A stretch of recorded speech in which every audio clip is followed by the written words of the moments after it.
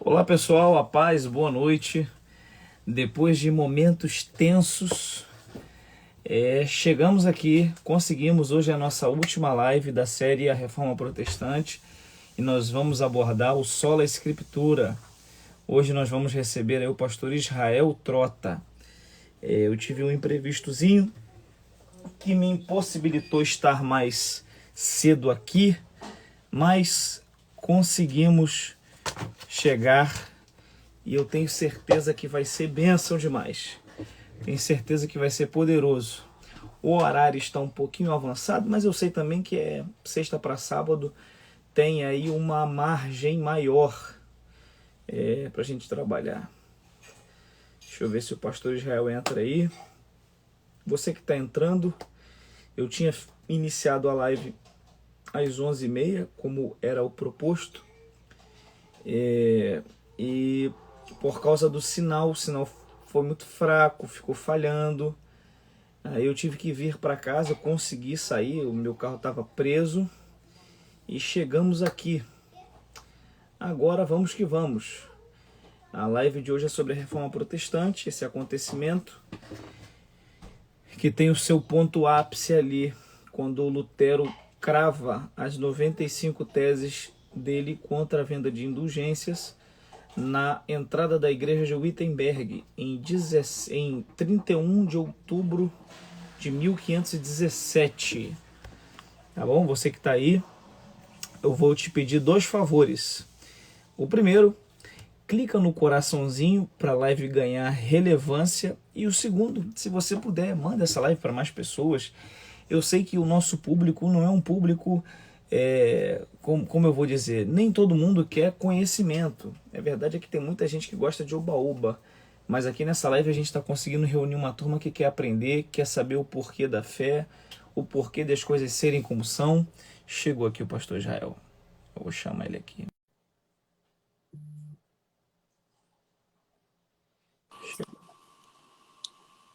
Meu amigo, ô Glória! Rapaz, eu tava quase cantando aquele corinho, o inimigo pelejou, pelejou, pelejou, mas não conseguiu. Eu clamei por Jeová e foi ele que caiu. Meu amigo, para mim é uma alegria muito grande, pastor Israel, fazer essa live contigo aqui. É muito. Eu sei que eu te conheço há mais tempo do que você me conhece. Porque quem me fez te conhecer foi um amigo que nós temos em comum, chamado Adriano Malafaia, e, e foi ele que me apresentou alguns, na época eram, se não me falha a memória, DVDs que você possuía, não lembro se era DVD ou fita, e aí ele me falou: Bruno, esse cara prega igual você, parece com você na aparência, na pregação e tal. E ele te conheceu, se não me falha a memória, no IBAD, amigo. Você Sim, lembra? lembro, lembro. Adriano é um grande amigo, estudou comigo lá no IBAD, em Pinda, e até hoje eu tenho um contato com ele. É uma pessoa É muito isso aí. querida. Isso aí, isso aí. Aí ele me apresentou. Aí eu lembro que eu ouvi as mensagens. Uma mensagem era sobre o arrebatamento, a outra era sobre a igreja de Tessalônica, eu acho. Eu não sei. Eu lembro que eu vi duas mensagens e ouvi algumas vezes, eram mensagens muito bíblicas. E Eu aquilo me acho que chamou a atenção. foi o DVD, Bruno, sobre João Batista. Eu lembro que assim que eu gravei, eu enviei para ele e tal. E aí foi muito legal. E ele me falou muito bem de você e tal. Eu falei: poxa, mas que legal. E aí o tempo foi passando, daqui a pouco eu te encontrei na rede social. Eu falei: poxa, é o Israel Trota. Aí eu fui vendo e fui percebendo o seu desenvolvimento e tal. E a gente começou a interagir nas redes sociais aqui. E aí, quando surgiu a oportunidade na Faculdade Vitória em Cristo, que o pastor Isaías me chamou e falou assim: ó, junta um pessoal aí, mais de direita, para a gente fazer teologia, porque só vai estar cheio de progressista na faculdade. Ele falou para mim: pô, vamos ver se a gente acha um pessoal pelo menos no meio, que eu só tô achando gente muito esquerda. Eu falei: eu vou Somos tentar. um grupo raro, né? Foi muito engraçado quando ele me falou isso. Eu falei, eu acho que eu tenho alguns aí que dá pra gente. Tem um pessoal que, na verdade, é curioso isso, né, cara? A gente vê, a gente já vai entrar no assunto da live, mas a gente vê no cenário acadêmico muitos companheiros nossos de fé. E eu acho que não dá para nós relativizarmos a fé de ninguém por causa da posição política que essa pessoa toma. A gente não pode fazer isso. E eu não acho que é prudente. E é cristão, a pessoa é salva pelo sangue de Jesus, não pela ideologia política que ela tem, quer seja de direita ou de esquerda. Um lado, penso eu, é mais nefasto, produziu menos para a sociedade no geral, mas enfim. E aí a gente percebe que a gente tem muitos teólogos assumidamente de esquerda. Agora, quando você vai para o campo mais conservador, o que você percebe muito, eu não sei se você percebe o que eu percebo, é que a galera que é mais, digamos, que poderia se encaixar mais na direita, é uma galera que diz, não, eu sou pelo evangelho. Quando a direita está com o evangelho, que é o meu caso, eu apoio. Quando não, tem que apanhar também. Eu penso que o evangelho ele paira por cima dessas ideologias políticas. Então, enfim, eu penso que é esse o caminho. E aí eu fiz de novo contato e a gente pôde interagir mais, até que a gente tá para marcar o café ainda, né? Não deu Ainda não certo ainda, saiu. mas vai sair em nome de Jesus. Mas, meu Poxa, amigo, esse é o você... presente aqui para o pessoal, para eu já dar a introdução no assunto aí e você entrar, que eu sei que você tem muito conteúdo de Deus aí. E a gente tem amigos em comum, como o Matheus, que diz para mim, pô, eu conheço o Israel desde que ele tem 14 anos, ele ia pregar lá na igreja. Então, isso é muito É... legal. Israel, você é um cara muito legal, você é um cara de Deus, e é para mim uma alegria te receber aqui. É alguém que, poxa, dedicou a juventude e a vida toda para o Senhor. Hoje é um oficial da Marinha, um capelão. Cara, é uma alegria muito grande te ter aqui e te ter como um novo amigo. A alegria é minha, meu amigo. Você é uma bênção. Eu tenho te acompanhado também. É, eu vou reclamar com o Adriano, porque eu não lembro dele ter comentado de você para mim. Eu queria ter te conhecido há mais tempo. Acredito que a gente poderia ter tido a oportunidade de ter construído uma amizade já com mais um tempo de estrada, mas Sim, desde que eu te conheci, eu tenho te acompanhado e saiba que você tem sido referência, né? Admiro muito a forma como você se posiciona, como você comunica, expressa a palavra de Deus. É alguém que tem produzido conhecimento, que tem influenciado a Igreja de Cristo, sendo uma voz aí expoente, né, no meio pentecostal, na Assembleia de Deus. E é uma alegria sempre te ouvir, participar desse projeto, me senti muito honrado. Sei que tem um time aí abençoado, qualificado, de pessoas aí, pastores. Eu pude acompanhar algumas lives e aprendi bastante com todos aqueles que vieram antes de mim. Ontem o Douglas, amigão também, pessoa muito querida. E é uma alegria muito grande. Espero que esse tempo aí seja um tempo de crescimento para a gente, porque a gente cresce, né, amém. conversando, Verdade. pensando, refletindo. A gente está sempre aprendendo, né, sempre aberto ao conhecimento. E também seja um tempo de crescimento aí para aqueles que nesta hora da madrugada estão acordados aí, assistindo, e tenho certeza que vai ser uma madrugada muito abençoada, muito especial.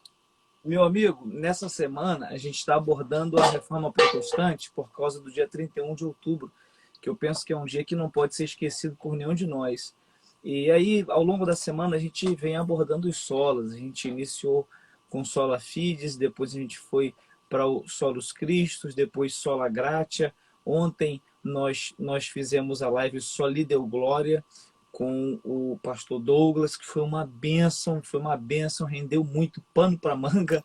Ele é uma bênção. Pastor Gilson, que fez a live Sola Fides conosco, está aí na live, uma bênção, homem de Deus, Que teólogo, benção. historiador, uma bênção. Eu E, assisti essa live, fui muito abençoado aí com o pastor Gilson. Um grande abraço, pastor Gilson. e hoje a gente vai abordar o Sola Escritura. E quando eu prego sobre a reforma protestante, eu tive o privilégio de... O pastor Silas me convidou, e o pastor Odilton me convidou para pregar na sede da ADVEC aqui há 2 ou 3 semanas atrás, 2 semanas atrás, e aí como era um domingo à noite, eu achei que como domingo à noite é um culto mais livre, eu preguei sobre a reforma protestante e abordei os 5 solas. Quando eu prego sobre a Reforma Protestante, eu gosto de iniciar falando sobre o sola Escritura, é sempre o primeiro, porque eu penso que é dali que partem todos os outros. Não que um tenha primazia, importância a mais, mas eu penso que é o ponto de partida, porque a Escritura, obviamente, não é maior que Cristo, mas ela revela Cristo. Então, ela aponta para Cristo. Então, ela nos comunica Cristo. Então, eu gosto sempre de iniciar pelo sola Escritura.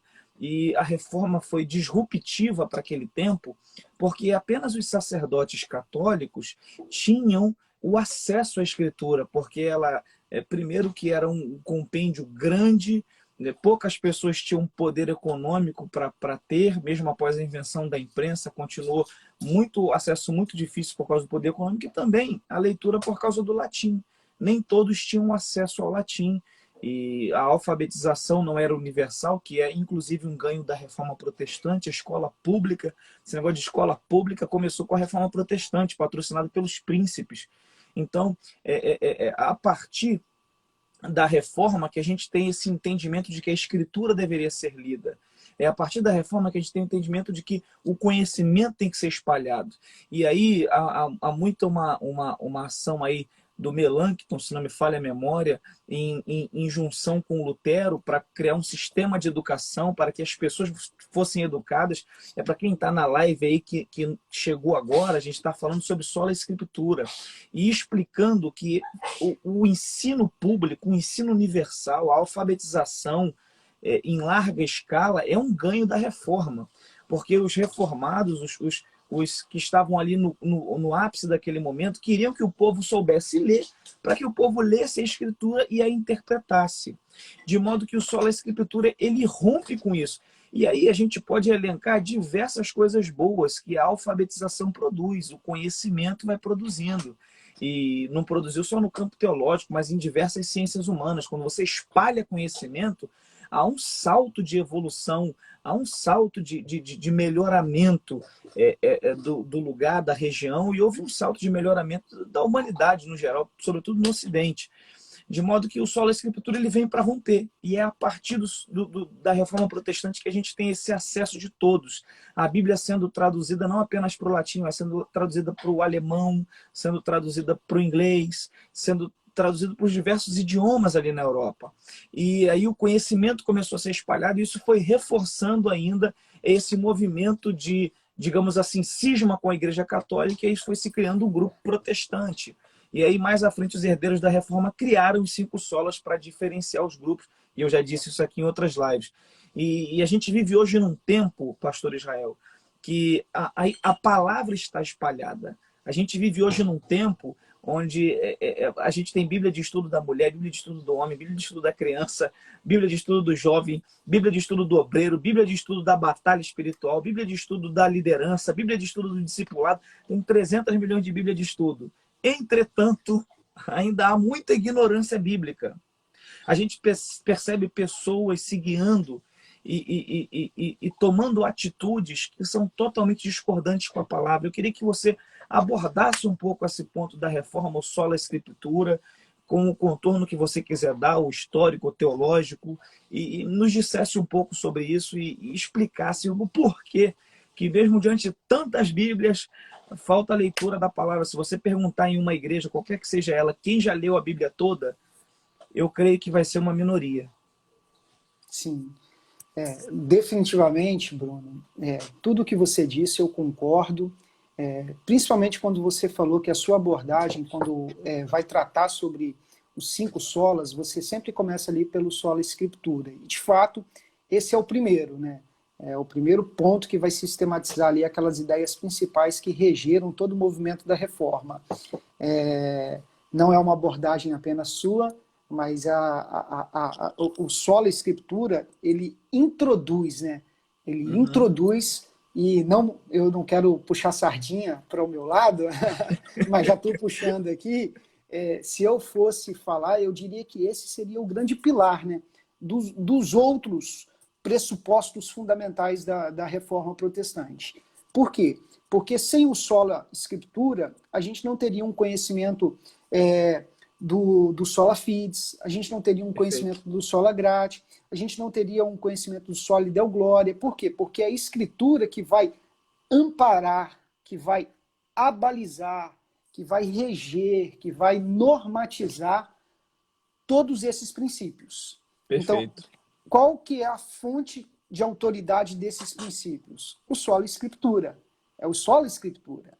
E eu também acredito que a gente pode desdobrar bastante sobre o sola escritura, trazer para a nossa realidade, abordar os nossos desafios hoje. Eu sei que nas outras lives vocês já apresentaram o contexto histórico, os antecedentes ali, né, que provocaram a reforma protestante.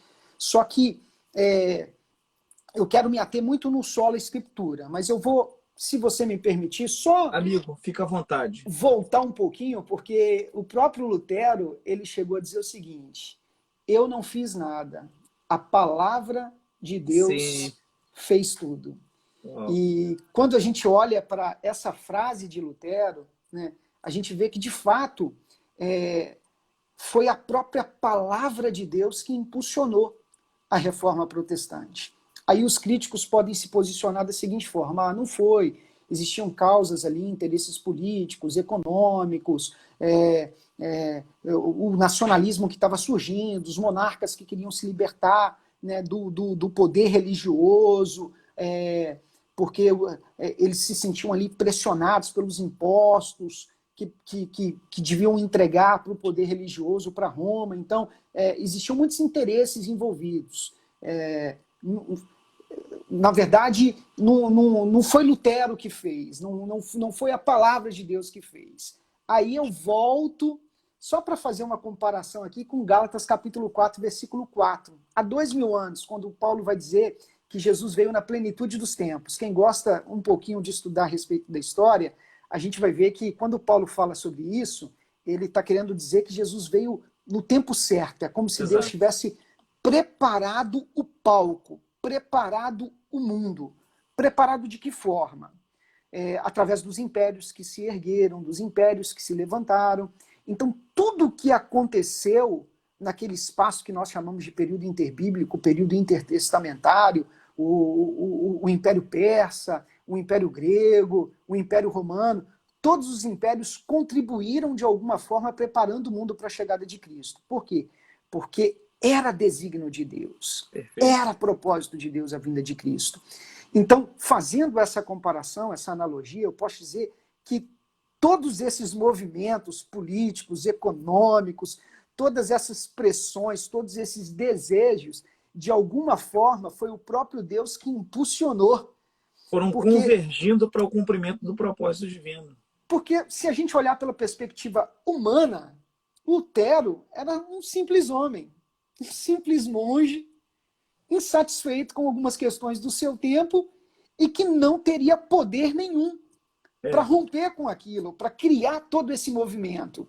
Então, de fato, Lutero foi a voz, mas o Espírito Santo foi o eco que impulsionou a sua pregação. E aí a mensagem de Lutero se expandiu. A mensagem de Lutero foi encontrando guarida no coração de muitas pessoas. É bem verdade que muitas pessoas não aderiram por motivos teológicos, não aderiram à reforma protestante por motivos de fé, por motivos religiosos. Mas aí é uma questão pessoal. O fato é que nós cremos que Deus estava regendo a história, que Deus estava trabalhando. E aí a gente olha, por exemplo, não apenas os interesses, né, dos monarcas, do nacionalismo, mas eu vejo, por exemplo, a invenção da imprensa com Gutenberg, em 1422, cerca de um século antes de Lutero. Olha Deus pavimentando o caminho. Imagina se dá para a gente comparar isso aí com a Pax Romana, que pôde estabelecer uma ligação entre as cidades diferentes para que o evangelho fosse espalhado. A unificação ali, o uso do grego como uma língua universal para que a mensagem fosse explanada, fazendo um paralelo com a plenitude dos tempos ali, e esse fato. Pode prosseguir, amigo, é perfeita essa... Os persas, o período persa, com o surgimento e a proliferação das sinagogas, que criou no coração dos judeus uma expectativa pelo Messias prometido, né? Aconteceu ali, explodiu um reverdecimento da esperança messiânica, de modo que as pessoas começaram a desejar com expectativa a vinda do Filho de Deus. Então, todos esses movimentos criaram expectativas e Cristo veio para sanar essas expectativas. Foi a resposta diante de um clamor, vou utilizar um termo da psicologia, do inconsciente coletivo das pessoas do século I. Então, quando a gente vem para a época de Lutero, a gente vai ver que existia também uma expectativa muito grande, uma expectativa das pessoas. E eu vejo, Bruno, de uma forma muito nítida, muito clara, Deus preparando o palco, todos os movimentos que foram surgindo, Pedro Valdo, no século XII, pregando ali a supremacia das escrituras, Iniciano, John Hus, Wycliffe, os precursores da reforma, o próprio Deus criando essa expectativa no coração das pessoas, de modo que quando Lutero chegou, ele entrou em campo, a bola já estava na marca do pênalti. Era só chutar, fazer o gol e comemorar.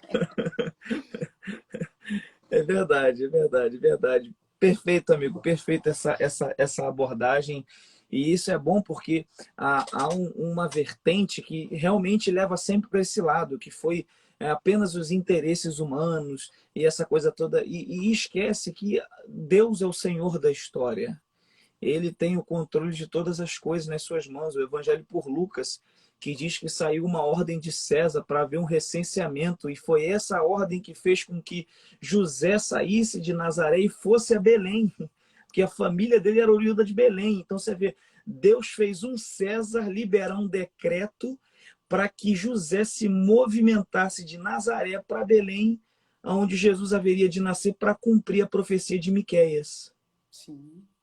Então, assim, a gente percebe como Deus é o Senhor de tudo. Então, é maravilhoso, porque a gente percebe que a nossa vida não está na mão de senhores, não está na mão dos Illuminatis, não está na mão de político, não está na mão, a nossa vida está nas mãos de Deus. A história está no controle de Deus, não está no controle de partido político, PT, PMDB, Bolsonaro, todos esses vão passar. O nosso Deus reina eternamente. Aleluia, glória a Deus. E a gente sempre fala que nada acontece por acaso, né? Existe um Senhor soberano cuidando da história, regendo, né? Ele, o cetro do governo está em suas mãos.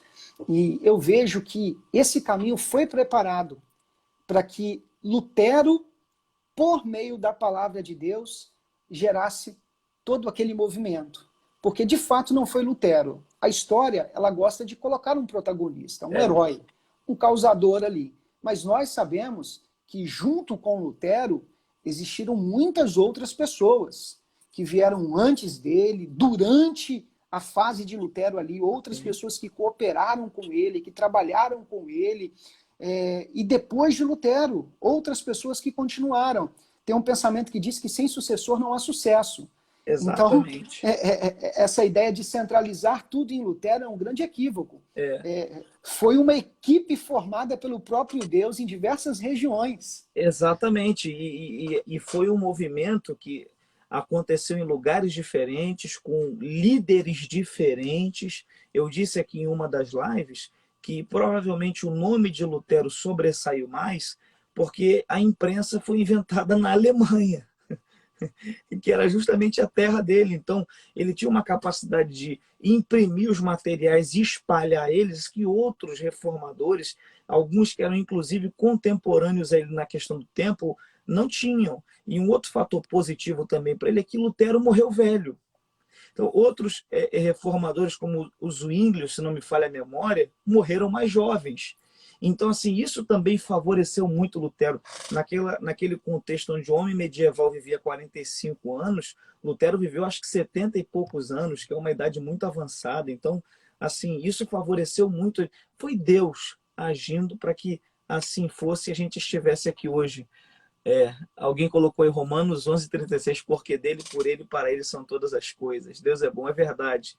É verdade. Então, eu queria que você abordasse para a gente qual a importância hoje do Sola Escritura, já que você já tocou nessa questão histórica, como a gente retorna às Escrituras.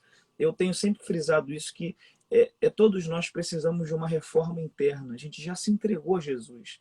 A gente precisa de uma reforma constante. A gente precisa estar sempre fazendo o que Paulo orientou. Examine-se, pois, o homem a si mesmo.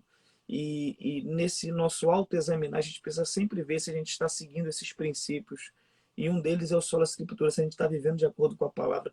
Fala um pouco para a gente disso aí, como a gente viver de acordo com a palavra, e deixa Deus te usar para a gente. Ok.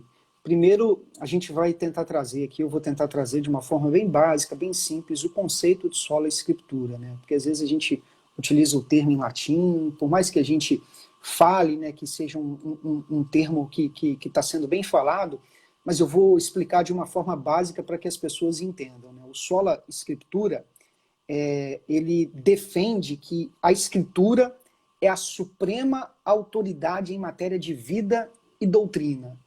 Então, o sola escritura vai se posicionar dizendo que a palavra de Deus é o árbitro de todas as controvérsias. É a defesa da supremacia das escrituras. Perfeito. A nossa vida deve ser regida pelas escrituras. Devemos ser conduzidos pelas escrituras. Tem uma explicação muito interessante que diz que a escritura ela é a norma normanda, que é a norma determinante, e não a norma normata, a norma determinada. O que isso quer dizer? Quer dizer que a Bíblia, ela estabelece, ela não é estabelecida, ela rege, ela não é regida. Ela Perfeito. normatiza, ela não é normatizada, porque do outro lado existe um posicionamento dizendo que é a igreja que deve reger as escrituras, é a igreja que deve usar as escrituras, porque a igreja tem o preparo, a ótica para poder ler, interpretar e estabelecer o que a escritura diz. Nesse método, a escritura está sendo estabelecida. E a escritura não é estabelecida, ela estabelece. Ela não é regida, ela rege.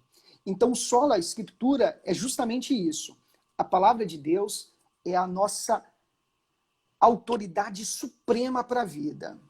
É a nossa regra de fé e prática. Então, hoje, o nosso grande desafio é viver segundo a palavra de Deus. Não é conhecer, é viver. Tem um texto muito propício que eu sempre gosto de citar ele, que é aquela conversa de Jesus com o mestre da lei. A conversa que acabou provocando o conto da parábola do bom samaritano. Lucas capítulo 11, Lucas capítulo 11 ou capítulo 10, se não me falha a memória. Acho que é o capítulo 10. Deixa eu até... Você está com a Bíblia aí, pastor Bruno? Deixa eu ver aqui. Acho que é Lucas capítulo 10, parábola do bom samaritano. Lucas 10. Parábola do bom samaritano. Lucas 10, isso aí. Lucas 10, versículo 25. São os versículos que vão anteceder ali a parábola do bom samaritano. O texto vai dizer que chega um mestre da lei, né, e ele vai até Jesus e pergunta: que farei para eu herdar a vida eterna? Ele vem até Jesus, vem com uma pergunta fundamental. Eu acho que se eu estivesse diante de Jesus e pudesse fazer uma pergunta para ele, eu também faria essa mesma pergunta: que farei para herdar a vida eterna? É um tema fundamental, né? É o grande tema da vida. E aquele homem faz. E, além de ser uma pergunta fundamental, era uma pergunta capciosa.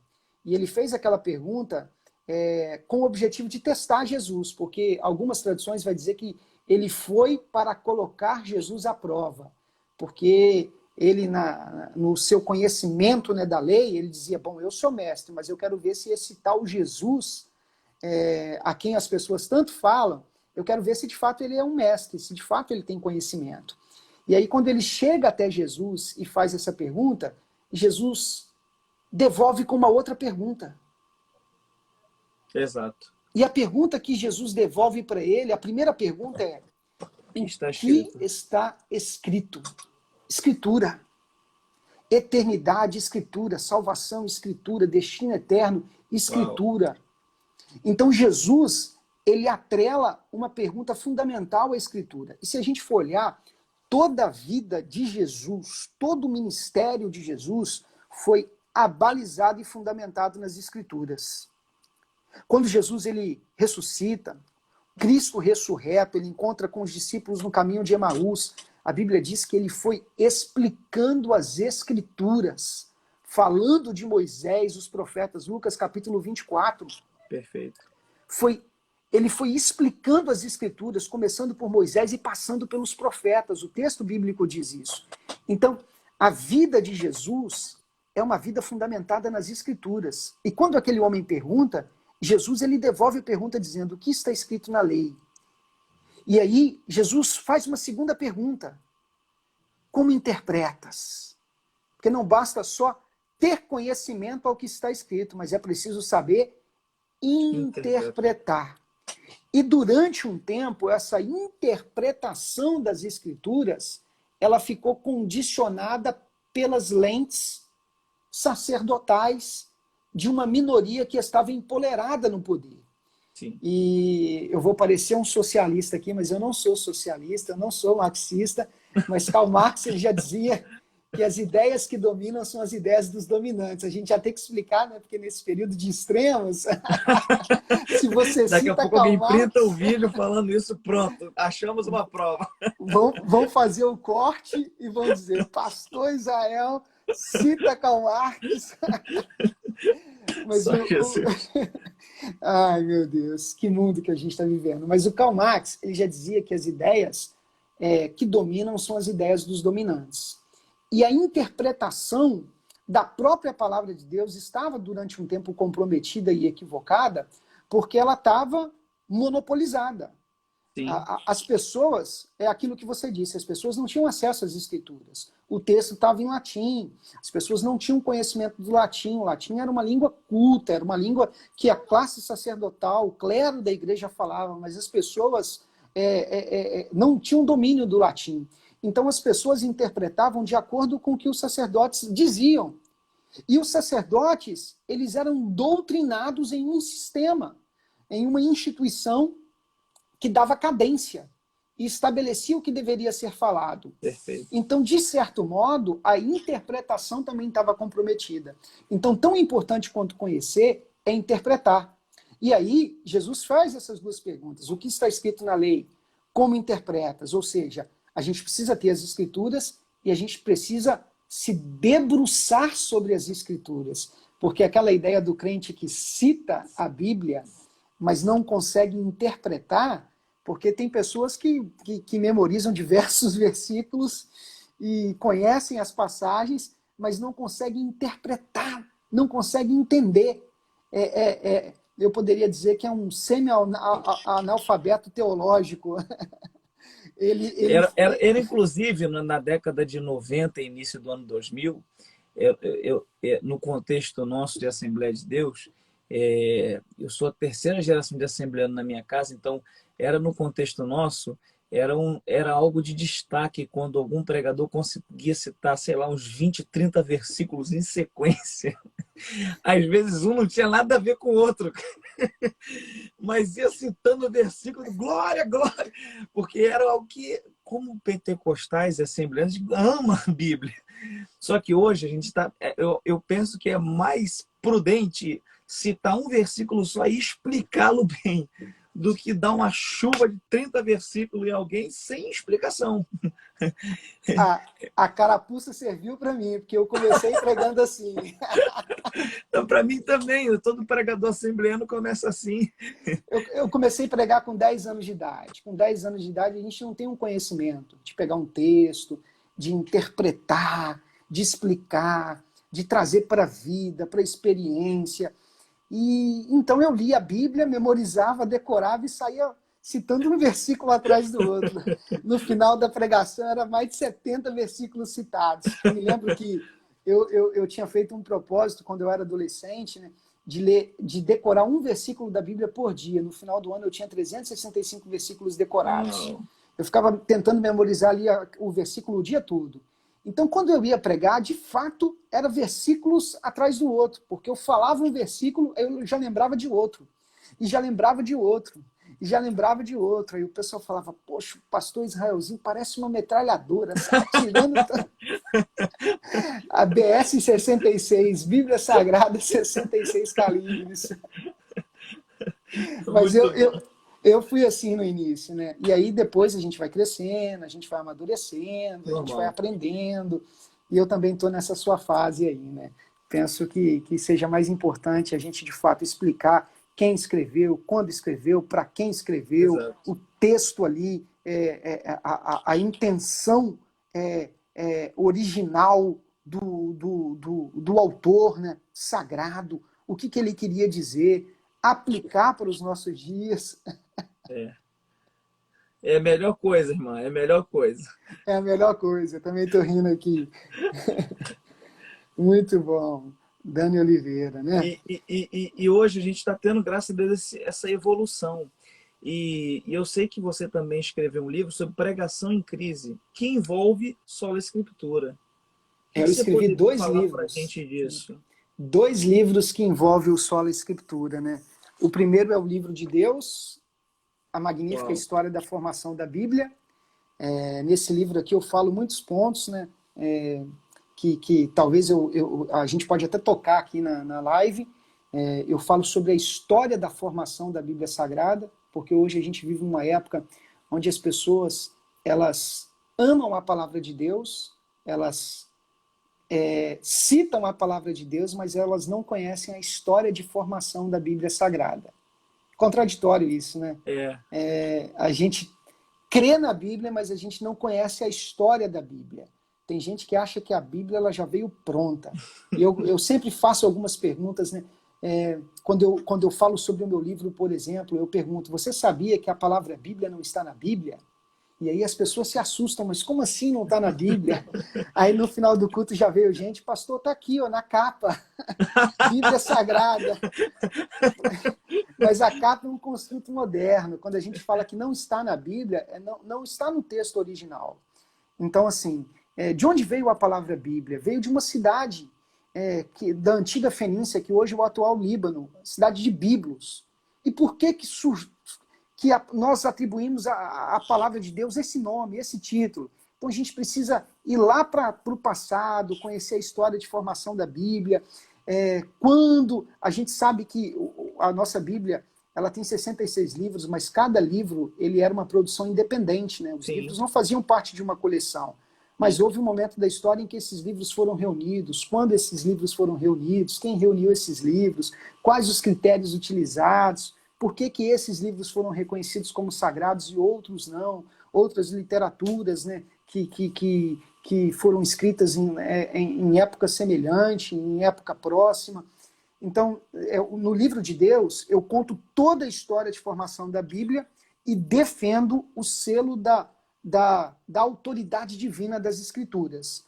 E aí, quando eu vou defender essa autoridade divina das Escrituras, eu defendo tanto a partir de argumentos bíblicos, quanto também de argumentos históricos. Argumentos bíblicos, a gente tem diversos, né? O próprio Jesus citava a palavra de Deus, todas as vezes que ele era questionado por alguma coisa, ele venceu a tentação ali, Satanás, citando a palavra de Deus. Ele disse que as pessoas erravam por não conhecer as Escrituras. O apóstolo Paulo, ele citou, os escritores do Novo Testamento, eles citaram a palavra de Deus frequentemente, né? E diante dos religiosos, Jesus disse, né? Examinai as escrituras e são elas que testificam de mim. Isso aí. Então, E cuidar, externela o caminho para a vida eterna, ainda e, acrescentou, né? aproveitando esse ensejo de formação e de autoridade, que é uma defesa desse livro que abarca a nossa live hoje, que é Sola Escritura, eu queria que você citasse um pouco qual é a sua opinião, e de acordo com a Bíblia, de acordo com a palavra, sobre uma suposta atualização da Bíblia, uma exegese contextualizada para esse tempo, a fim de tirar o conceito de pecado de algumas práticas, mudar outras coisas. O que você pensa disso? Uma vez que esse é um assunto que não está tão em voga hoje, mas viralizou há alguns meses atrás, uma determinada liderança dizendo que era necessário uma atualização na Bíblia para a gente fazer uma outra leitura dela. O que você pensa disso? Sim. A atualização da Bíblia, na verdade, é um braço da teologia liberal. Teologia liberal Perfeito. que surgiu como uma tentativa de se fazer uma ponte entre a fé com a ciência. Era uma época em que a teologia estava sendo questionada pela ciência, diversos conhecimentos e saberes que eram passados pela igreja começaram a ser dinamitados pelas descobertas científicas. Então, de certo modo, muitas pessoas pensavam que a teologia precisava se posicionar de um modo diferente, porque a Bíblia ela perderia a sua relevância para a sociedade. Sim, E, por perfeito. incrível que pareça, a teologia liberal é um dos pontos negativos dos desdobramentos da Reforma Protestante, porque a teologia liberal ela não surge no círculo do catolicismo, mas no círculo do Sim, protestantismo, porque nós pregamos o exame das escrituras, a liberdade, e aí acabou surgindo essas anomalias. Então, a teologia liberal ela vem como uma resposta, tentando aproximar a fé à teologia da ciência. O problema é que nessa aproximação, tem até uma imagem que diz, né, é uma imagem de um quadrado, e o quadrado é a teologia liberal. E o círculo é a Bíblia. E aí estão tentando colocar o círculo no quadrado, mas não conseguem. Aí eles cortam partes do círculo, formam um quadrado e conseguem encaixar. Então é isso que a teologia liberal faz. E a mesma proposta da atualização da Bíblia. Você vai cortar partes da Bíblia para que ela possa se encaixar no modelo que surgiu atualmente, no modelo de mundo, no modelo de cultura, na cosmovisão atual. Então, a teologia liberal, ela coloca em xeque a autoridade das escrituras, porque ela vai conceber a Bíblia, por exemplo, como um livro humano. Ela vai dizer que a Bíblia não é a palavra de Deus, mas que ela contém a palavra de Deus. É como se na Bíblia existissem mitos, manipulação, mentira, e aí autores equivocados que escreveram contaminados pela mitologia de sua época. A teologia liberal ela vai propor uma interpretação antissobrenaturalista da Bíblia. Então, por exemplo, ela faz uma salada, né, um recorte. Ela pega os textos proféticos e vai dizer que, na verdade, aqueles que o texto diz que escreveu, na verdade, não foram eles que se escreveram, mas pessoas que viveram em épocas posteriores e utilizaram o pseudônimo deles. Então, com isso, eles interpretam a Bíblia como um registro histórico e não como um texto profético. Não tem nenhum texto profético antevendo uma realidade futura, porque isso é algo sobrenatural. Então, é uma interpretação puramente humana. É olhar para a Bíblia como se ela fosse mais uma literatura, como uma literatura, né? Ter essa visão da Bíblia não como palavra de Deus, mas como uma literatura, como, por exemplo, Dom Casmurro, ou Hamlet, ou, enfim. E o que você pensa também, porque foi também um outro assunto que viralizou e também abarca a nossa live hoje, Sola Escritura, daqueles que dizem que a Bíblia ela você já tocou superficialmente, mas também viralizou um vídeo de pessoas, vários vídeos já dizendo que a Bíblia é cheia de erros e a Bíblia está errada em conteúdo, está errada em cronologia, está errada em mensagem, está errada em um monte de coisa. O que você diz dos erros da Bíblia para a gente e da questão da inerrância que para nós é cara? Excelente, excelente pergunta. Nós cremos e defendemos que a Bíblia é inerrante, é infalível. Perfeito, sim. Essa é uma das heranças, por exemplo, do Sola Escritura, né? A Bíblia, Bruno, foi o livro mais sabatinado da história. O livro mais sabatinado da história. O livro mais amado e o livro mais odiado. O livro mais pregado, citado, defendido e o livro mais questionado, perseguido, que passou pelas maiores tentativas de destruição.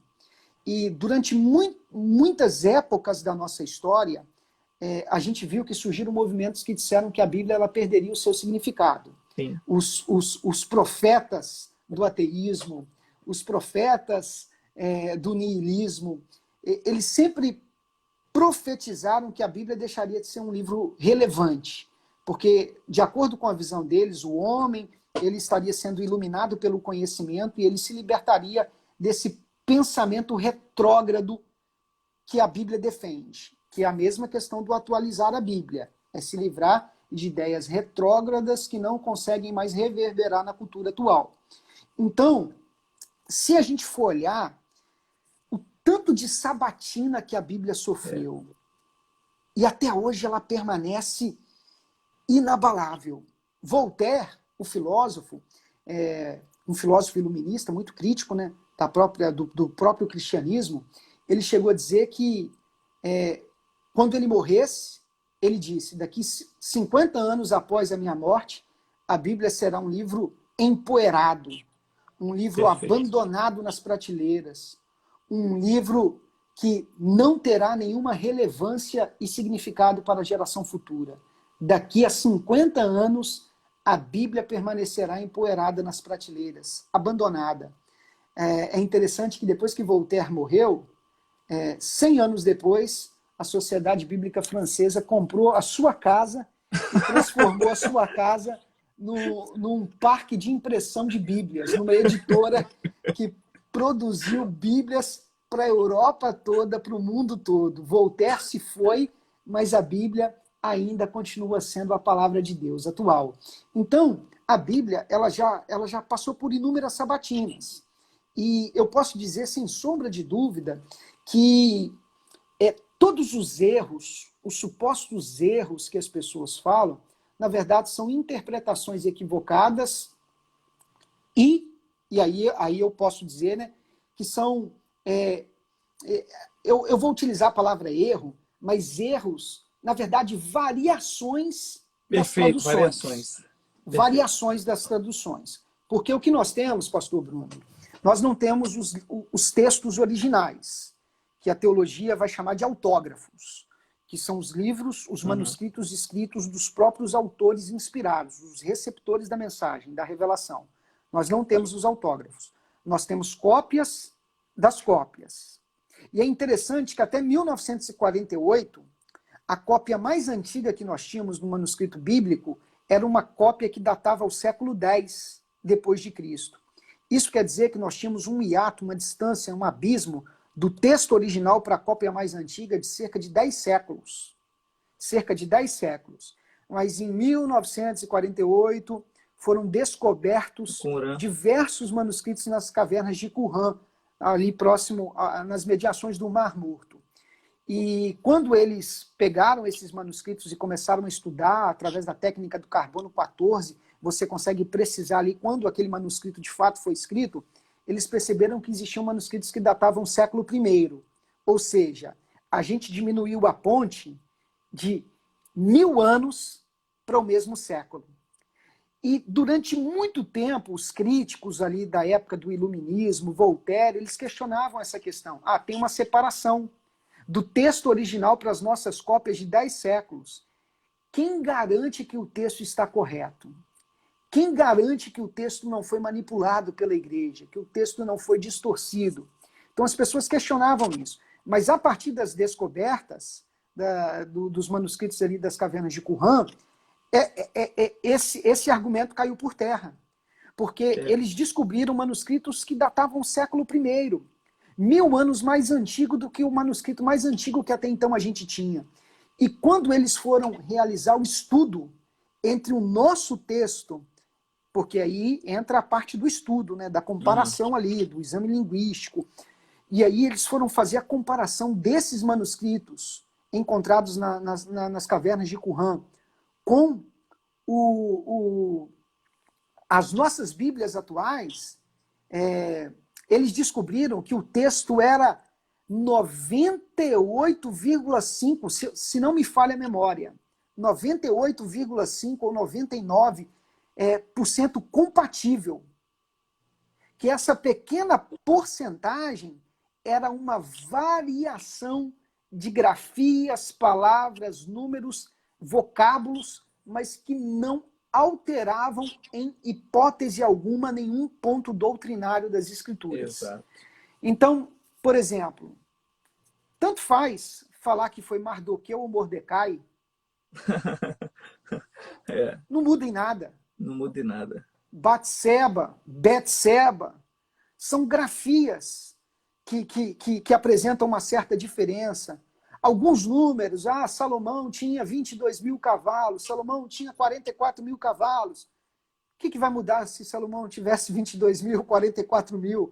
são questões que existe essa variação de grafias, mas não são questões que vão comprometer as doutrinas bíblicas, as doutrinas fundamentais. Aí as pessoas vão dizer, ah, não, mas a Bíblia também está equivocada em alguns pontos. Por exemplo, a Bíblia vai dizer que Josué orou e o sol parou. E a ciência descobriu que, na verdade, o sol é o centro do universo e é a Terra que gira através do movimento de rotação e translação, que foi a descoberta, né, do mundo copernicano, que provocou um grande abalo ali na crença da igreja. E aí, como responder isso? A Bíblia errou quando disse que o sol parou? Na verdade, o sol está parado. Como explicar isso? Esse é um erro da Bíblia. Não, gente, de forma alguma. Da mesma forma que nós falamos que o sol nasceu e o sol se pôs. Há textos científicos que falam o nascer do sol, o pôr do sol. O sol está parado, o sol não nasce, o sol não se põe. Mas é a forma como nós entendemos. E a Bíblia, ela foi escrita por homens inspirados por Deus, mas os destinatários da mensagem somos nós, seres humanos. Então, da mesma forma que você, Bruno, você é pai, eu vejo o carinho que você tem com as suas filhas, da mesma forma que você, como pai, às vezes você desce um pouco a linguagem para poder explicar algo que seja entendido, que seja compreensível para suas filhas. A própria revelação de Deus, ela está condicionada a esta limitação interpretativa dos destinatários da mensagem. Perfeito. Isso quer dizer que eu poderia citar várias passagens, vários textos. Por exemplo, figuras de linguagem, um antropopatismo, um antropomorfismo. Como que a gente vai expressar Deus, sendo que Deus é uma realidade que está totalmente fora do nosso conhecimento? Ele é espírito infinito, soberano, eterno, nós somos limitados, falhos, pecadores, mas a Bíblia vai dizer que a mão do Senhor não está encolhida para que não possa salvar. Os olhos do Senhor são como chama de fogo que percorrem os quatro cantos da terra. Quatro cantos da terra, outra linguagem ali.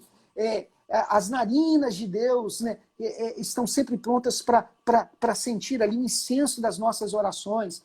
Então quer dizer que Deus tem pés, Deus tem mãos, Deus tem nariz, Deus tem olhos? Não. Deus é espírito. Então por que a Bíblia diz isso? É uma linguagem. O antropopatismo, o ato de atribuir sentimentos humanos a Deus. A palavra patos, né, no grego, sentimento, de onde derivam as palavras apatia, simpatia, empatia, né? Simpatia, sentimento a favor, antipatia, sentimento contrário, empatia, sentir no lugar do outro, se posicionar no lugar do outro. Então, antropomorfismo e antropopatismo é o ato de atribuir sentimentos humanos a Deus e o ato de atribuir formas humanas a Deus. Para poder entendê-lo. Para a gente ver alguma coisa, a gente precisa dos olhos. Exato. Para a gente salvar alguém, para a gente ajudar alguém, a gente precisa das mãos. Para a gente caminhar, a gente precisa dos pés.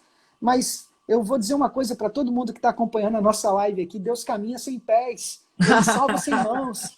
Ele enxerga e vê sem olhos. Porque ele é espírito. Mas a Bíblia, quando ela foi transmitida para nós, e aí eu vejo a condescendência de Deus, o amor de Deus, que é como um pai que desce na linguagem do filho, para falar de uma forma que a gente possa entender, para falar de uma forma que a gente possa compreender. Então, quando a Bíblia diz que o sol parou, a Bíblia não está apresentando uma tese científica para dizer que o sol parou naquele período. Não. A Bíblia está querendo dizer que a experiência das pessoas que estavam envolvidas naquele episódio, eles sentiram como se o sol estivesse parado. Então, a gente não pode interpretar a Bíblia inteira no literal. A gente precisa entender as figuras de linguagem. Quando a Bíblia diz que Deus se arrependeu, então aqui tem uma incoerência, porque diz que Deus se arrependeu, mas Números 23, 19 diz que Deus não é homem para que minta, nem filho de homem para que ele se arrependa. Então aqui é um erro, aqui é uma contradição. As pessoas estão sempre tentando pensar esses erros, mas eu posso dizer, sem sombra de dúvida, que uma interpretação macro da Bíblia, uma interpretação bem fundamentada, texto, com contexto, estudando, levando em conta a figura de linguagem, levando em conta a conjuntura revelacional de Deus para os seres humanos, a gente vai ver que a Bíblia de fato é inerrante, é perfeita, é infalível. Tem uma frase, eu não sei se é um autor, eu não sei quem é o autor dessa frase, se é anônimo, é uma frase mais ou menos assim: quando eu leio a Bíblia, vejo muitos erros, todos eles em mim e nenhum nela. É, Eu acho que é muita gente lendo a Bíblia com os óculos errados, né? Com a ótica errada, com o desejo errado, e acaba enxergando aquilo que nem nela está. E eu penso é, que é fundamental para esse nosso tempo nós enxergarmos as Escrituras pela ótica certa, da maneira certa, entendê-la de forma correta. E é para isso que a gente está aqui. Meu amigo, essa questão de enxergar a Bíblia, do peso da Bíblia, o que, que você acha que falta para a nossa geração, uma vez que é também mais um livro? Eu estou tentando te sugar o máximo que eu posso. Sei que você está falando muito, mas é essa a intenção. E assim, você tem um livro, Pregação em Crise, o que, que falta para a nossa geração? Tem alguma fórmula, alguma coisa que você sugere que falta para a gente, que é um outro livro seu também? A gente está fazendo um monte de propaganda aqui. Quem quiser o livro, ó, clica aqui em cima depois no perfil do Pastor Israel, segue ele, sempre posta conteúdos maravilhosos e adquire os livros que são maravilhosos também.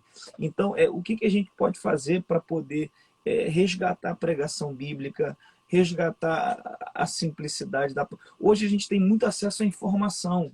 Eu terminei de ler hoje uma biografia de um pioneiro da Assembleia de Deus, que acho que foi editada pela CPAD, essa biografia, que é a CPAD, biografia Alcibiades do pastor Vasconcelos. Alcibiades. Cara, que biografia simples, singela, mas mostra a singeleza, as viagens, o campo, o amor pelo estudo. E o cara ficou 7 anos fazendo o curso teológico, parava, voltava, mas concluiu, e depois bacharelou. Então, assim, a gente percebe que a Igreja Assembleia de Deus ela surgiu com uma pregação simples. Feijão com arroz, mas Bíblia.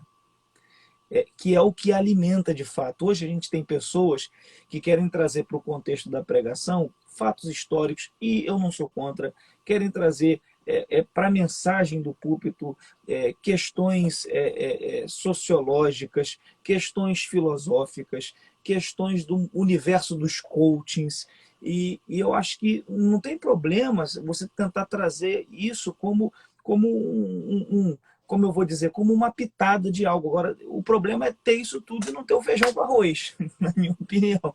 Então, assim, fala pra gente um pouco disso, da pregação da palavra, como resgatar, porque você escreveu um livro, Pregação em Crise, então ela está em crise. Como resgatar? O que que levou a essa crise? Comenta um pouco pra gente. Muito bom. Esse livro aqui é um livro que eu tenho um grande carinho por ele, né? É um livro que eu escrevi em 2014, né? E é como um filho que eu aguardei o tempo certo para que ele fosse gerado. Ele foi publicado, acho que em 2019, final de 2019, início de 2020, pela CPAD. Esse livro é uma denúncia profética, né? É uma denúncia sobre a crise que nós estamos vivendo hoje, e é uma crise nos nossos púlpitos. É uma crise no conteúdo de nossas liturgias, né? É uma crise na pregação bíblica. E essa crise é uma crise muito séria, porque você foi muito feliz aí nas suas palavras, né?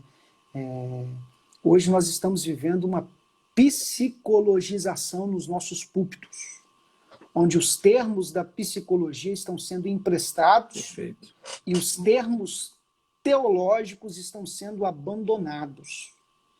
Então, hoje a gente vê as pessoas falando sobre recalque, sublimação, neurose, utilizando diversos termos da psicologia, resiliência, e que eu não estou dizendo, eu não estou condenando o uso desses termos.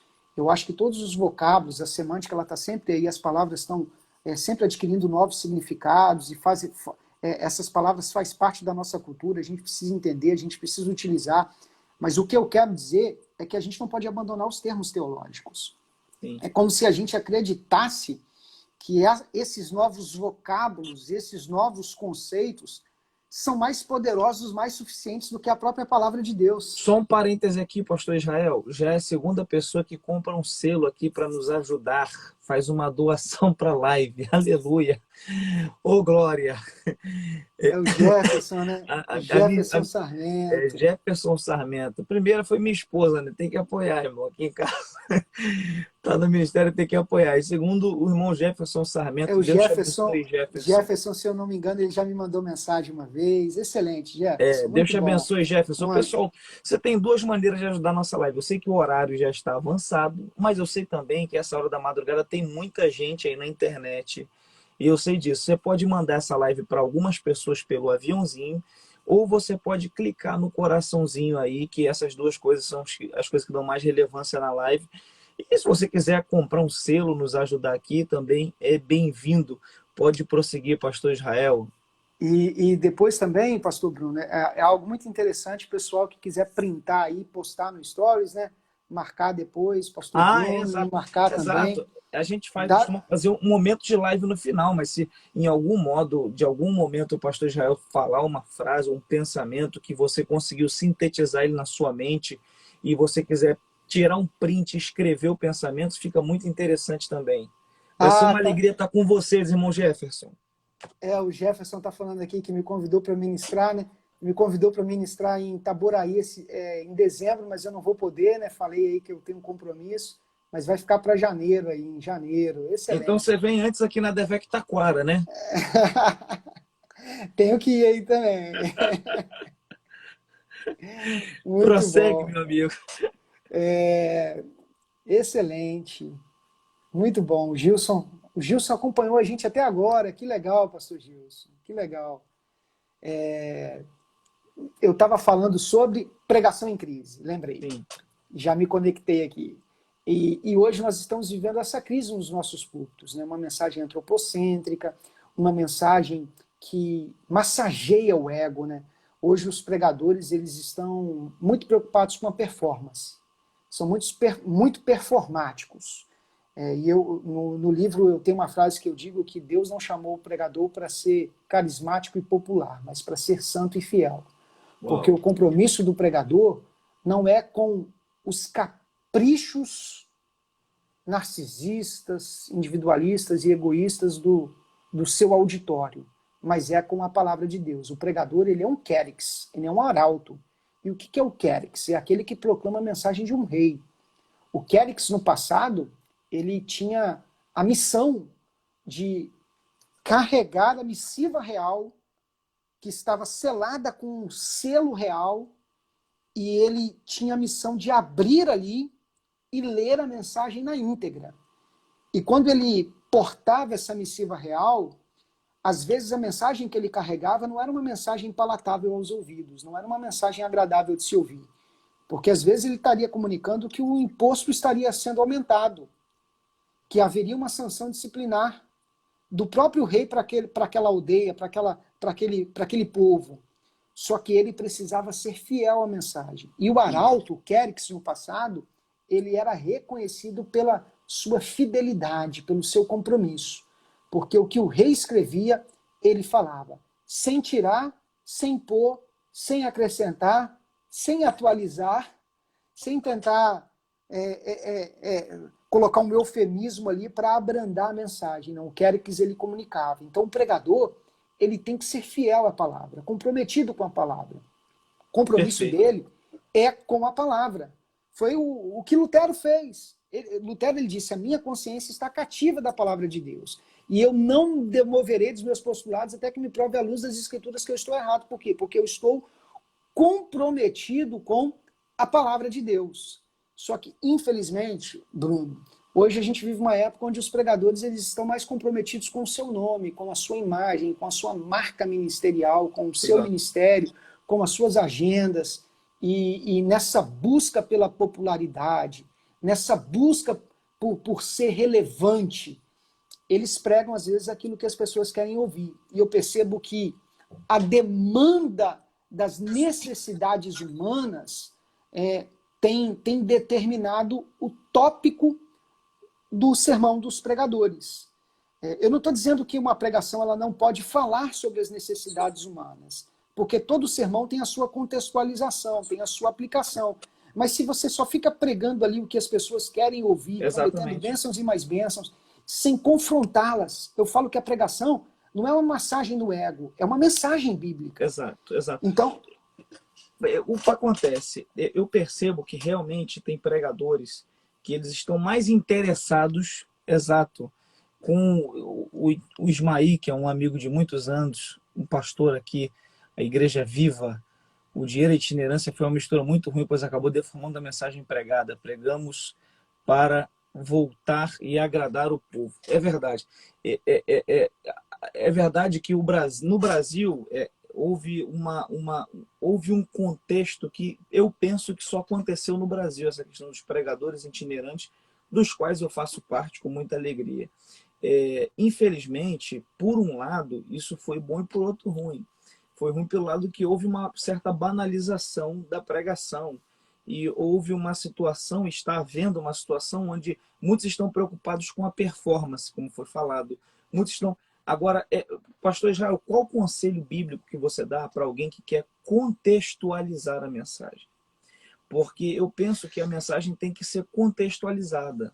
Eu penso que o conteúdo da mensagem é imutável. Jesus Cristo veio, Jesus Cristo morreu pelos nossos pecados, Deus o entregou por amor de nós, Deus tem uma nova vida para nós, uma vida não na carne, mas no espírito, Deus tem transformação para nós.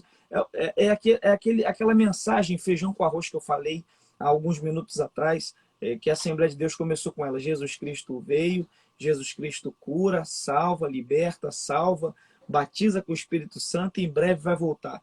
Como é que a gente faz para pregar isso, mas numa contextualização atual, no momento atual? Existe algum caminho, algum conselho, ou bíblico, ou de percepção sua que a gente pode seguir para que a gente consiga, porque eu penso que esse é um desafio nesse tempo, contextualizar a mensagem sem deixar que ela perca a sua força. Sim, excelente pergunta. Toda contextualização, ela não pode ferir princípios bíblicos. Perfeito. Princípios bíblicos. O pregador, ele tem uma liberdade para poder contextualizar, porque o pregador, ele é um certo intérprete. Ele pega a mensagem, um texto que foi escrito, um texto do passado, e ele faz a ponte com o ouvinte atual. Então, o pregador, ele carrega essa mensagem. Perfeito. E ele faz essa ponte. E nesse movimento do pregador, ele vai orar, ele vai ler a Bíblia, ele vai entender o texto, ele vai sentir ali como que aquele texto pode se aplicar diante das necessidades da igreja, diante de um contexto micro, de um contexto macro, diante das coisas que estão acontecendo no Brasil, no mundo, talvez ali naquela congregação. O pregador, ele deve contextualizar, ele deve aplicar. Só que ela não pode, essa contextualização, que é essa ponte entre o texto antigo com o leitor atual, com o ouvinte atual, ela não pode ferir princípios. Perfeito. E ela deve levar em conta o propósito original também do autor da mensagem. O pregador, antigamente na Assembleia de Deus, vamos falar da Assembleia aqui, já que nós somos assembleianos, que é a nossa casa. Né? A Assembleia de Deus, o pregador, ele abria num texto e ele caía lá aquele texto, às vezes ele falava 3 palavras só, fechava o texto. A gente achava o máximo, o cara passeava na Bíblia, ele ia de Davi a Paulo. A gente achava o máximo. O Golias caiu de cara no chão e Paulo caiu do cavalo, sem nem dizer que Paulo estava em cavalo nenhum. E trazia umas informações mirabolantes da NASA, que eu olhava e eu falava, meu Deus, de onde ele tirou isso? Teve um tempo que se falava muito do Flávio Joséfo. Aí depois evoluiu para o Eusébio de Cesareia. Passou 2 séculos, né? 2 séculos, aí 3 séculos, chegou no Eusébio. Mas então assim, durante um tempo, as pregações, elas não traziam essa explicação. E essa explicação, ela requer estudo, Sim. Ela requer preparo. Depois que você traz essa explicação, que você mostra para o ouvinte atual quem escreveu, quando escreveu, qual que era o propósito daquela mensagem, aí o pregador vai dizer, mas como essa mensagem hoje fala ao nosso coração? Quais são os princípios que a gente pode extrair? Então, essa aplicação, ela deve estar totalmente comprometida com os princípios da palavra de Deus. Perfeito. E ela tem que encontrar lógica no texto. Porque também essas questões da NASA aí que o pessoal fica tentando trazer aplicação. Eu lembro, Bruno, que uma vez eu ouvi uma pregação de uma pessoa que estava pregando sobre a Miriam, quando ela colocou o Moisés no cesto e colocou ele nas águas do rio Nilo. Aí ele leu só um pequeno versículo lá, e aí ele começou a trazer uma explicação que Moisés foi colocado numa posição, e aquela posição ele estava indo contra a correnteza, e pá, porque aquele era o propósito de Deus. Aí ele começou a pregar, e você vai navegar contra a correnteza. E aí aquilo dali já virou uma aplicação, e aí a gente pega e fala, poxa, tudo bem, não existe nenhum princípio... Essa aí tá no Flávio José, mas eu ouvi uma que não tá no Flávio José. Eu ouvi uma vez um pregador dando uma saudação, dizendo que ele queria falar sobre a mãe do filho pródigo. Eu falei, irmão, a Bíblia fala do pai do filho pródigo, do irmão do filho pródigo, mas eu quero falar sobre a mãe do filho pródigo. Aí ele entrou num assunto de falar sobre omissão, cara. Eu falei, cara, falar sobre omissão, ele podia pegar um texto aí de Tiago. Não precisava ser tão assim, artístico. Eu quero falar sobre a mãe do filho pródigo. Eu falei, meu Deus. É porque o pessoal tenta forçar a barra. É aquela ideia, né? Eu vou tentar trazer algo novo, mirabolante, da NASA. Para quê? Para impressionar. Exato. Então, o que está mais em jogo ali não é, de fato, a exposição da palavra de Deus, a crença no poder da palavra de Deus e no efeito que ela produz, mas é o desejo de vomitar conhecimento, de impressionar, de altear o seu nome nos congressos aí no Brasil. Então, por isso que no livro Pregação em Crise, eu falo que esse livro não é um livro que eu ensino como pregar, mas eu falo sobre o porquê pregar. É um livro que eu trato sobre a motivação, porque eu acho que hoje livros sobre técnica a gente tem bastante. Agora, livros sobre motivação é uma carência dos nossos dias. E cada vez mais e mais tem surgido jovens com um desejo de pregar. Exato. Querendo ser pregadores. E às vezes eu percebo, Bruno, que a motivação já está contaminada desde o início. O que a pessoa quer é relevância, o que a pessoa quer é destaque, o que a pessoa quer é visibilidade. Perfeito, concordo. É a história da pessoa que quer pregar, mas não lê a Bíblia. Não, mas eu quero pregar. Quanto tempo você lê a Bíblia? Quantas horas do dia você gasta lendo a Bíblia? Qual livro de teologia você leu? Quanto tempo você passa com a palavra de Deus? Ué, pastor, mas tem que passar tempo com a palavra de Deus para pregar? É o beabá. Eu tenho eu prego uma mensagem, eu preguei uma mensagem uma vez no livro de Zacarias, que é um livro do Antigo Testamento, obviamente, todo mundo conhece, não é um dos mais difíceis, não é Naum, mas eu pedi para abrir em Zacarias, eu lembro que isso era uma Assembleia de Deus, eu pedi para abrir, abra suas Bíblias em Zacarias.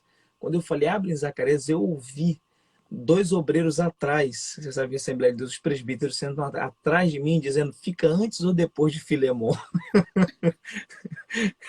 Falei, meu Deus, tá aqui os homens que devem manejar bem a palavra da verdade, não tendo que se envergonhar.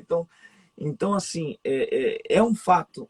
A gente está tentando dar um contorno mais cômico para não ficar pesado o assunto, mas é um fato.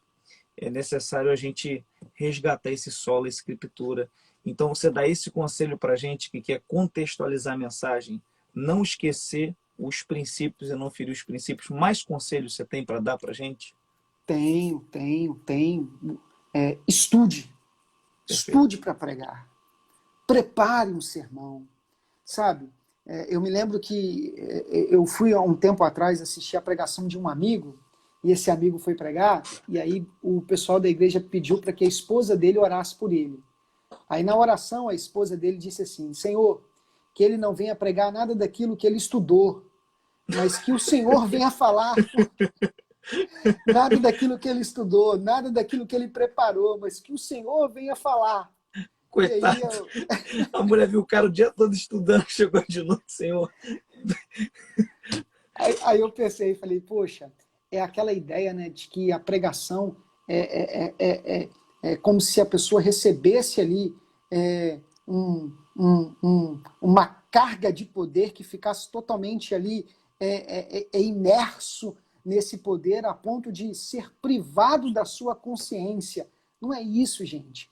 A palavra de Deus, ela é proclamada mediante mesmo o estudo, a dedicação do Exato. pregador. É lógico que eu não estou falando de um pregador que vai pregar e vai pregar só fundamentado na intelectualidade dele. É vida com Deus, é oração, é vida no altar, é Exatamente. sinceridade. Mas também precisa ter conhecimento, porque a gente tem dois extremos, Bruno. De um lado, a gente tem aqueles que buscam demais, oram muito, mas que às vezes não têm o preparo, o conhecimento, e aí tem um pensamento que diz que ninguém pode pregar da plenitude do seu coração e do vazio da sua cabeça. O coração pode estar cheio de Deus, mas se a cabeça estiver vazia, as pessoas não vão parar para te escutar, as pessoas não vão parar para te Perfeito. ouvir. E também ninguém pode pregar só fundamentado e estribado no seu próprio conhecimento, porque a intelectualidade ela produz esterilidade, mas o Perfeito. Espírito produz vida. A ação do Espírito produz vida. Então o pregador ele tem que ter a vida do Espírito, mas ele também precisa ter uma vida de estudo, de Perfeito. preparação, de preparação.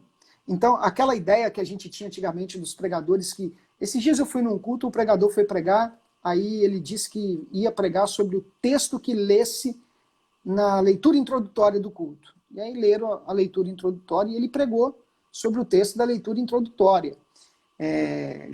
Eu já vi pregadores que abriam a Bíblia ali e o texto que caía, Deus ele... me livre. Já aconteceu comigo de eu chegar, eu estudar o dia todo um texto, ou eu estudar muito um determinado assunto e chegar no púlpito, Deus me direcionar para pregar uma outra mensagem, mas Mas que eu essa também outra já havia mensagem, estudado numa outra isso situação, aí, obviamente. Nada de fechar o olho, a Bíblia e pá, é aqui. Não. Assim, eu não prendo Deus numa caixinha das minhas experiências, mas comigo sempre foi assim. Deus me lembrou uma outra mensagem que eu estudei e me direcionou, prega essa. Inclusive uma experiência que é pessoal, não sei se todo pregador já teve essa experiência, eu penso que a maioria já teve, que no início é sempre, poxa, eu tô com um negócio aqui na agulha, e é melhor ouvir Deus, porque às vezes não, a igreja é dele, o povo é dele, a palavra é dele. Então, assim, a gente não pode ser refém do resultado, a gente tem que ser refém do propósito, a gente tem que ser refém daquele que nos chamou. Então, é sempre melhor cumprir o propósito. Meu e amigo, já tem até aquela história, Bruno, pode da falar. pessoa que falou assim, aonde eu abri, eu vou pregar. E quando ele abriu, caiu naquelas páginas em branco, né, entre o Antigo e o Novo Testamento. Aí ele pegou e falou assim, irmãos, Deus não quer falar aqui hoje, não. Bênção apostólica, todo mundo para casa. Se fosse o pregador da mãe do filho pródigo, ele ia criar uma mensagem em cima daquilo dali. É muita criatividade para pouco conhecimento bíblico dar nisso.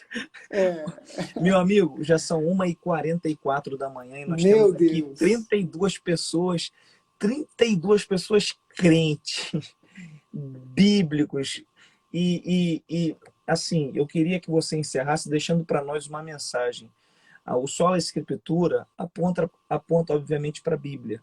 E a Bíblia, obviamente, é um livro que fala sobre dinheiro, a Bíblia fala sobre vida pessoal, a Bíblia fala sobre vida matrimonial, a Bíblia fala sobre administração, a Bíblia fala sobre sonhos, sobre projetos, mas há uma mensagem na Bíblia, que é a coroa de todas as mensagens, que é a mensagem para onde tudo converge, que é a mensagem que é a mais importante, que sem ela a palavra não seria a palavra. E eu queria que você falasse para nós dessa mensagem para a gente caminhar para encerrar. Amém.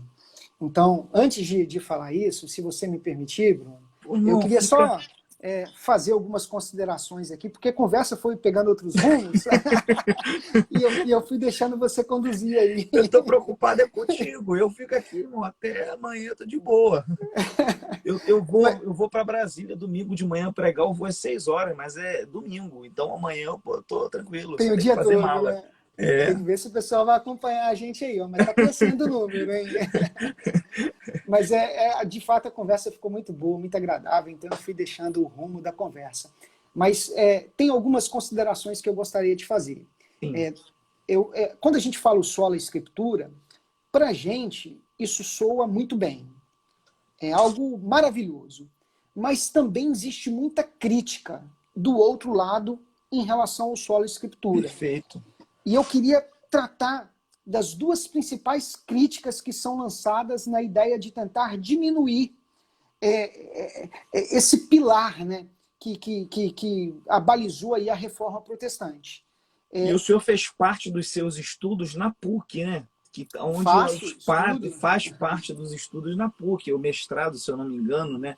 Na PUC, a Agora eu estou fazendo pós-graduação. doutorado. Eu fiz o mestrado lá e estou fazendo Fez o doutorado. mestrado, agora o doutorado na PUC, e a PUC é uma instituição católica, então nós temos muitos, eu tenho pelo menos 2 padres que me seguem aqui, e um se tornou já um amigo pessoal, a gente conversa bastante de muitas coisas, e eu já estive na cidade dele, a gente tomou um café junto, foi muito agradável, e assim, se tiver algum católico aqui dentre essas 33 pessoas, a reforma foi tão bênção que abençoou até a Igreja Católica, até eles com o movimento da Contra-Reforma melhoraram a instituição e tiraram coisas que eram absurdas e se melhoraram.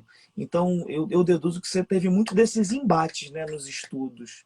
E aí Sim. fala pra gente aí o outro lado, o que pensa o outro lado e como... E quando eu falo outro lado, eu também tenho um grande carinho por muitos padres. Eu trabalho com muitos padres, né? Tenho Sim, amigos que são padres e fui até criticado pela minha aproximação, tirou uma foto. não apenas com o catolicismo, mas com praticantes de outras religiões, porque como capelão militar a gente acaba dando apoio religioso e espiritual para todos, né? Perfeito. Para os praticantes das religiões afro, enfim. A gente está sempre aberto ali para poder dialogar, para poder conversar, nunca impondo as nossas convicções, afinal de contas, as convicções são nossas. O outro Perfeito. também tem as suas convicções. E eu sempre falo que evangelho é anúncio. A gente anuncia, a gente fala, e a gente deixa que o Espírito Santo possa trabalhar e possa agir, não é? Mas essas críticas, por incrível que pareça, não é só do outro lado, mas é até dentro do próprio protestantismo. Então eu quero apresentar 2 pontos onde as pessoas questionam bastante o sola escritura. O primeiro grande questionamento que as pessoas fazem é que o sola escritura não está na Bíblia. Então, não existe um texto de modo claro, de modo explícito, defendendo esta doutrina, porque o sola escritura é uma doutrina, e não existe nenhum texto claro defendendo esta doutrina. E aí eles vão dizer que isso é uma contradição, é uma incoerência. A mesma coisa que você dizer que tudo é relativo, quando você diz que tudo é relativo, você acabou de estabelecer um absoluto. São aquelas ideias que não se sustentam porque elas estão contaminadas nos seus postulados. Mas isso daí é um grande equívoco. Por quê? Porque dizer que o sola escritura não está na Bíblia, ele não está em um versículo, mas ele está em todos os versículos. Não de modo explícito, mas quando os versículos começam a ser entrelaçados e concatenados um com o outro, a gente vai ver que esse princípio ele é absoluto, né?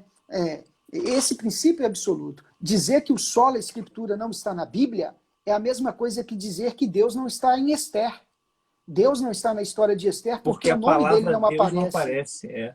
E a gente tem também o texto de 2 Timóteo 3,16, né? Toda a escritura devidamente inspirada é proveitosa para ensinar, para redarguir, para corrigir e para instruir em justiça. Isso aí. Não apenas esse texto, Há Pedro muitos também, 1 outros. Pedro, ele vai falar que os profetas eles não produziram, eles não falaram por vontade humana, mas eles foram inspirados, né, no grego teopneustos, né, soprados pelo Espírito de Deus. Então, diversos outros textos. O sola escritura, ele não está de modo explícito ali, né, de acordo com aquela terminologia, mas ele está em todo o texto. Assim como Deus, o nome dele não aparece no livro de Esther, mas ele está presente em toda a narrativa, nos bastidores, no contexto. Então, na verdade, isso é um grande A equívoco. palavra onipotência não existe também na Bíblia, mas isso não significa que Deus não é onipotente. A trindade, a Né? palavra trindade A não palavra existe, não quer trindade a dizer que gente Deus não seja poderia... trino.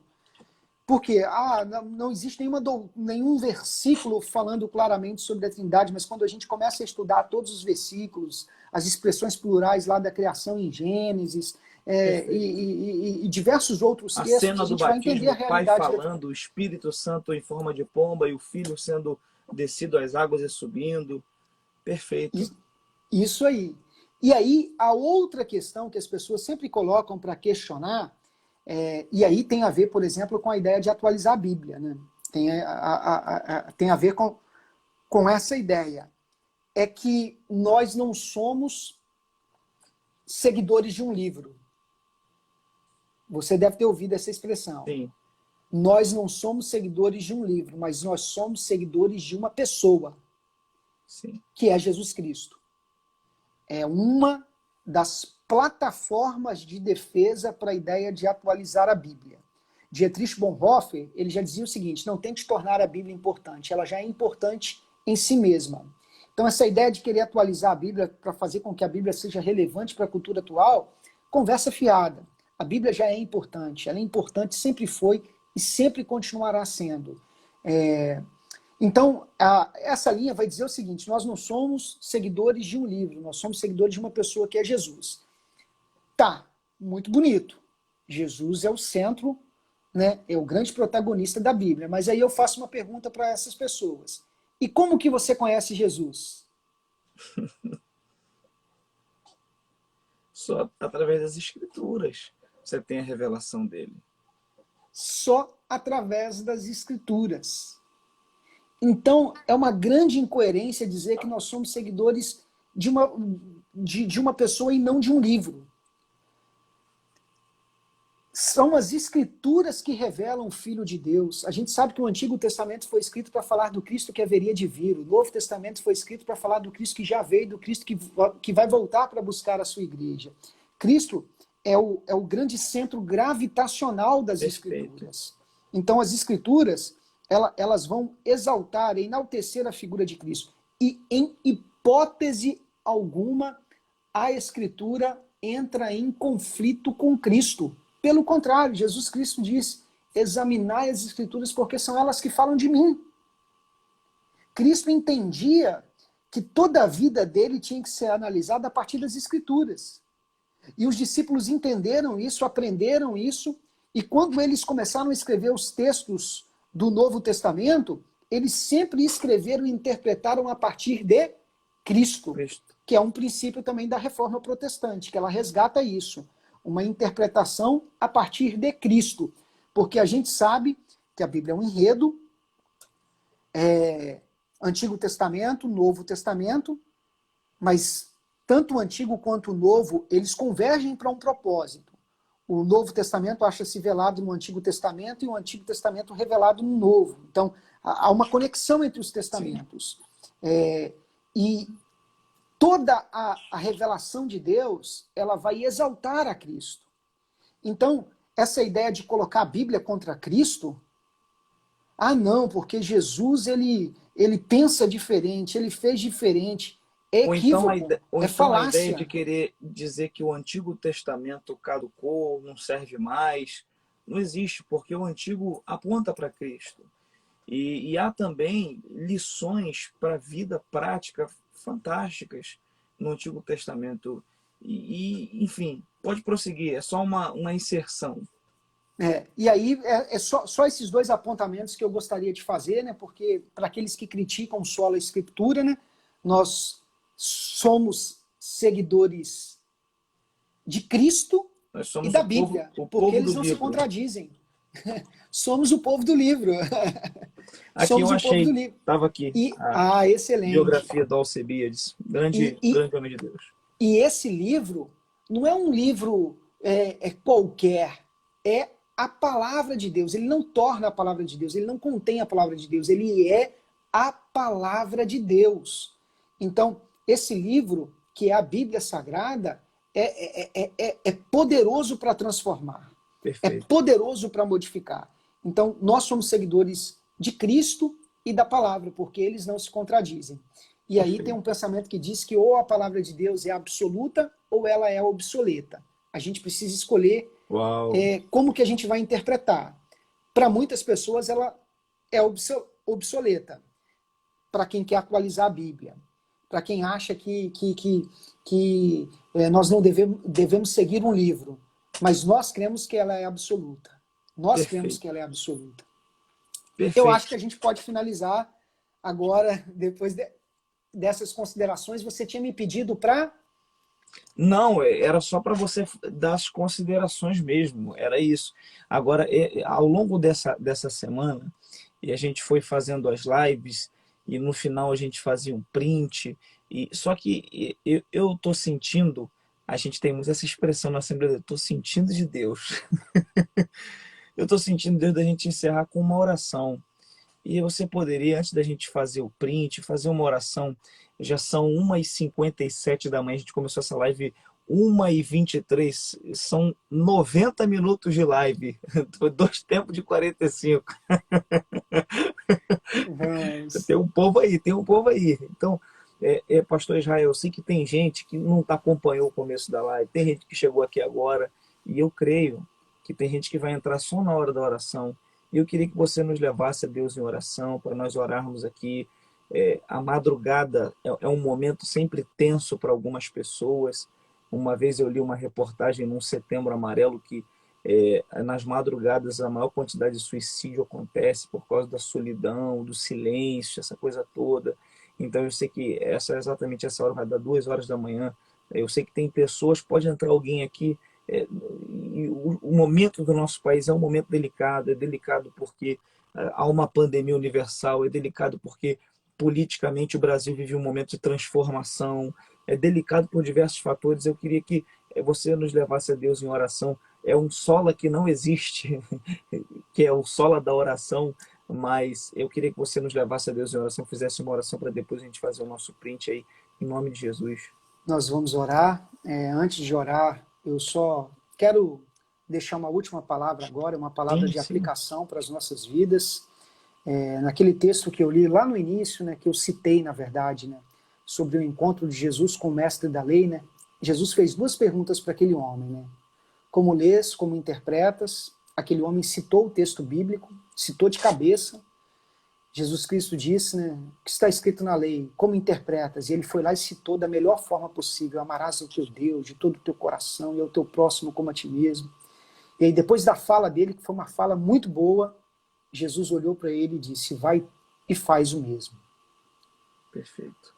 O problema daquele homem não era ter o conhecimento da palavra e nem a interpretação, mas era a ortopraxia, era viver a palavra. E esse tem sido o problema da nossa geração. Nós conhecemos a palavra, nós interpretamos, existem livros, estudos de teologia, cursos, a gente sabe o que é certo, a gente sabe o que é errado, mas o nosso desafio é viver a palavra. Perfeito. E a palavra, ela só vai ser suprema na nossa vida se a gente vivê-la. Se a gente seguir o que a palavra de Deus diz. Porque não basta só memorizar, não basta só conhecer. Ninguém consegue se alimentar decorando cardápio. Você não chega num restaurante e decora o cardápio e saiu alimentado. Você se alimenta da palavra de Deus quando você vive, quando você pratica. Então esse é o nosso desafio. E vamos orar para que a palavra de Deus reine nas nossas vidas, para que o sola Escritura seja de fato uma realidade e que a Bíblia ela seja suprema. Amém? Amém. Vamos orar aí. Senhor, nosso Deus, nosso Pai, diante da Tua presença nós nos colocamos, nós queremos te agradecer por esse tempo precioso nesta madrugada, um tempo de edificação, onde tivemos oportunidade de conversar e refletir sobre tantos assuntos. Verdade. Eu quero te agradecer por todas as pessoas que estão aqui na live com a gente, acompanhando nesse momento. Pedimos que o Senhor possa, com um olhar de misericórdia, contemplar os teus filhos.